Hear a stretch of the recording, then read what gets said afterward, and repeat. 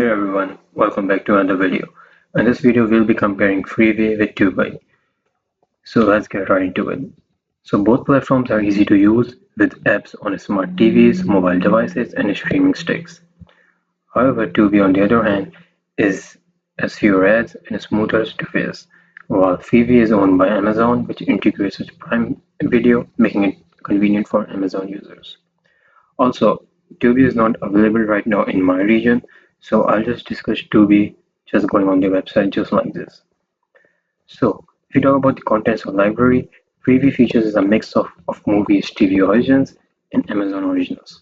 So you'll find all the classic films, reality shows, and exclusive series right on here. Tubi has a much larger library with thousands of movies, live channels, and niche genres.